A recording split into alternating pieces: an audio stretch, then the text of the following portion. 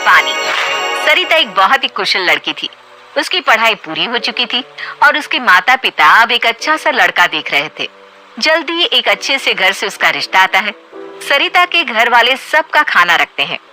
अरे बहन जी, हमारी होने वाली बहू ने तो काफी अच्छा खाना बनाया है। जी बहन जी, सरिता तो बहुत ही अच्छा खाना बनाती है, आपको कोई शिकायत नहीं होगी।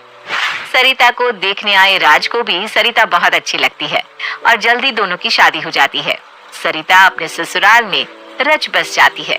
धीरे धीरे सरिता का पहनना ओढ़ना हल्का होने लगता है। अरे सरिता, अभी नई नई शादी तो हुई है, ऐसी हल्की साड़ियाँ क्यों पहनने लग गई?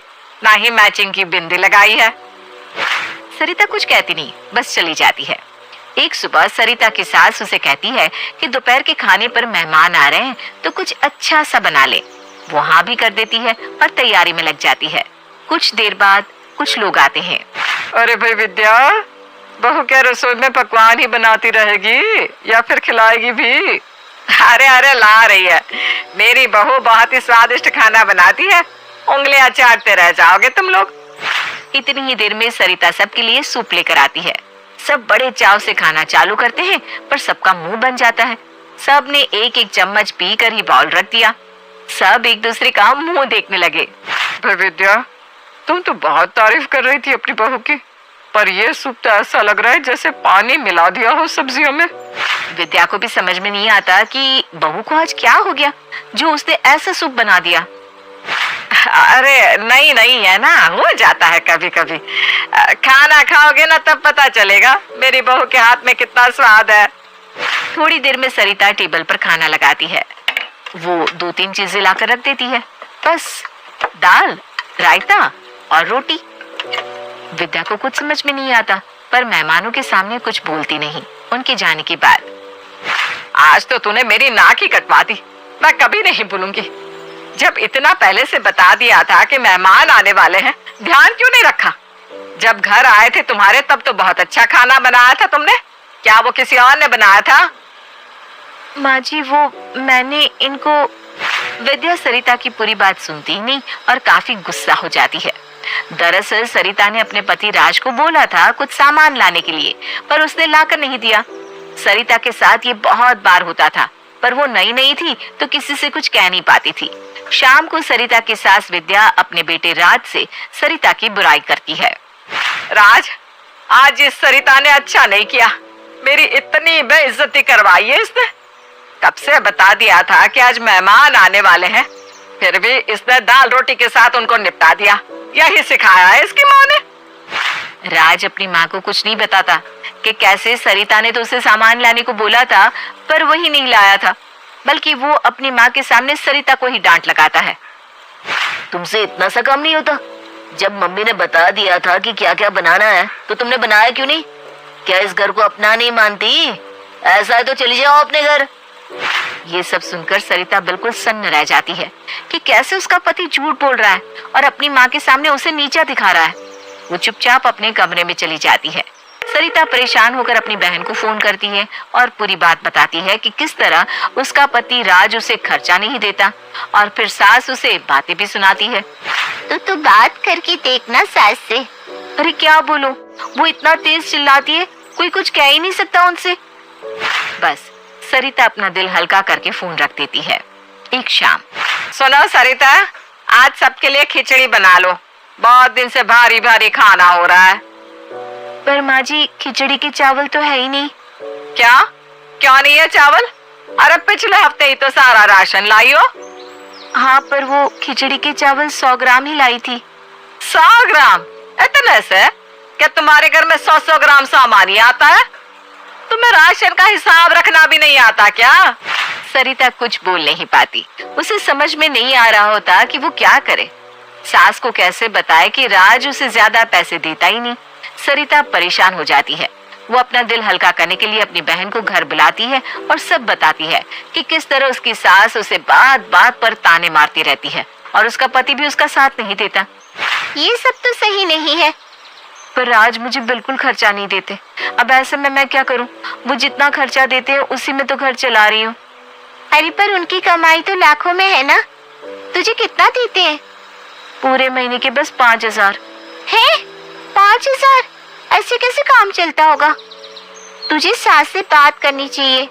वो दोनों बात कर ही रहे होते हैं कि तभी सरिता की सास उसको अपनी बहन के लिए चाय बनाने को बोलती है। थोड़ी देर में सरिता विनीता के लिए आधा कप ही चाय लाती है और उसके साथ पार्ले जी बिस्किट भी लाती है। ये क्या बहू, तुम्हारी बहन पहली बार हमारे घर आई है और तुम उसको ये खिला पिला रही हो? माँ जी, वो बिस्कुट तो यही आए हैं इस बार। क्या? ये बिस्कुट क्यों आए हैं? क्या राज तुम्हें पैसे नहीं देता जो इतनी गरीबी दिखा रही हो बहन के सामने? वो सरिता पर इतनी तेज चिल्लाती है कि सरिता रोने लग जाती है।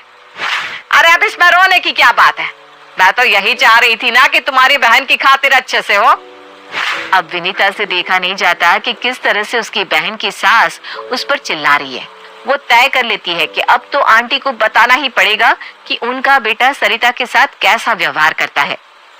आंटी जी, क्या मैं कुछ कह सकती हूँ? हाँ हाँ बेटा, बोलो ना। आंटी जी, मैं मानती हूँ मेरी बहन में बहुत कमियां हैं, पर क्या आपको पता है जीजू इनको महीने का खर्च कितना देते हैं कि ये घर चला सके? नहीं, मैंने कभी पूछा तो नहीं, पर 50-60 हजार तो देता ही होगा। बहुत बड़ी गलतफहमी में है आप आंटी। जीजू सिर्फ 5,000 देते हैं, जिसमें दीदी घर चलाने की कोशिश कर रही हैं। क्या? सिर्फ 5,000? सच बताओ मुझे। ये सुनकर सरिता और ज्यादा रोने लगती है। विद्या उसे चुप कराती है। अरे रोने की जगह तुम मुझे ये सब बता भी तो सकती थी। मैं कैसे बताती माँ जी, ये खुद ही आपके सामने इतना झूठ बोल देते हैं, मैं क्या करूं? पर इसकी सैलरी तो अच्छी खासी है, इतना अंदाजा तो हमें भी है। सैलरी तो अच्छी है माँ जी, पर ज्यादा पैसा ये शेयर्स में लगा देते हैं, मुझे तो कुछ देते ही नहीं। और आपको अभी एक बहुत बड़ी चीज नहीं पता। समझ में नहीं आ रहा कैसे बताऊं। बताओ, मुझे भी तो पता चले कि चल क्या रहा है। तभी सरिता अपने पर्स से 50,000 निकालकर अपनी सास को दिखाती है। ये क्या है? इतने पैसे पर्स में लेकर क्यों रखे हैं? आंटी, ये पैसे मैं लेकर आई हूँ दीदी को देने के लिए। ये बच्चों की फीस के पैसे हैं। कुछ सालों से बच्चों की फीस मम्मी पापा ही दे रहे हैं, जीजू नहीं देते फीस के पैसे। ये सब सुनकर तो विद्या शर्म से पानी पानी हो जाती है। उसे पता ही नहीं होता कि उसकी बेटे का व्यवहार बहू के साथ इतना खराब है। बस बेटा, अब तुमने मुझे सब बता दिया है ना, अब तुम्हें कोई परेशानी नहीं होगी। अब इसे सबक मैं सिखाऊंगी। सरिता की सास को अब समझ में आ जाता है कि क्यों कभी सब्जी में पानी ज्यादा था तो कभी घर में राशन जल्दी से खत्म हो जाता था। अब उसे अपने बर्ताव पर पछतावा हो रहा था, पर अब उसने सोच लिया था कि आगे से ऐसा नहीं होगा। एक दिन सुबह वो अपने बेटे से कहती है, राज, बहुत दिनों से तेरा कोई दोस्त खाने पर नहीं आया, बुला ले उन्हें। हाँ माँ, सही कह रही हो। आप सरिता से कहना कुछ अच्छा सा खाना बनाए। हाँ हाँ जरूर बेटा। विद्या ने सोच रखा होता है कि वो बहू को उसी में एडजस्ट करने को बोलेगी जितना पैसा राज ने दिया है। कोई कुछ और मदद नहीं करेगा। वो अपने बेटे को सबक सिखाना चाहती थी। शाम को राज के 4-5 दोस्त आते हैं। विद्या और सरिता उनके सामने सिर्फ पुलाव रख देते हैं। ये देखते ही राज का मुंह बन जाता है। उनके जाने के बाद वो दोनों पर बहुत गुस्सा होता है। ये क्या किया सरिता? सिर्फ पुलाव ही बनाया, कुछ और नहीं बना सकती थी? अरे उस पर क्यों चिढ़ रहा है? जो पैसे थे इसके पास, उसमें जो बना बना दिया। अगर पैसा नहीं था तो मुझसे मांग लेती। अच्छा, जब अपना काम पड़ा तो और पैसे देने को भी तैयार है तू? वैसे इसको बस 5,000 ही देता है महीने के, हैं? तूने सोचा वो कैसे घर चला रही होगी? ये सुनकर राज चुप हो जाता है। वो सरिता को गुस्से से देखने लगता है। तो उसे ऐसे क्यों देख रहा है? उसकी क्या गलती है? वो तो बेचारी इतने समय से चुप ही है। ये तो बातों बातों में मुझे पता चला। और तेरे बच्चों की स्कूल फीस भर दी तूने? नहीं माँ, अभी नहीं। अच्छा, कितनी फीस है वैसे? राज इस बात का जवाब भी नहीं दे पाता। तुझे पता होगा कहाँ से? बच्चों की फीस तो उसके नाना नानी भर रहे हैं इतने टाइम से। ये सब मुझे आज पता चला। तूने तो हमारी नाक ही कटवा दी बेटा। आज से, बल्कि अभी से तू बहू को 50,000 रुपये देगा हर महीने और फीस अलग से भरेगा। ये सुनकर राज के होश उड़ जाते हैं और उसका शेयर्स में पैसा डबल करने का सारा भूत उतर जाता है।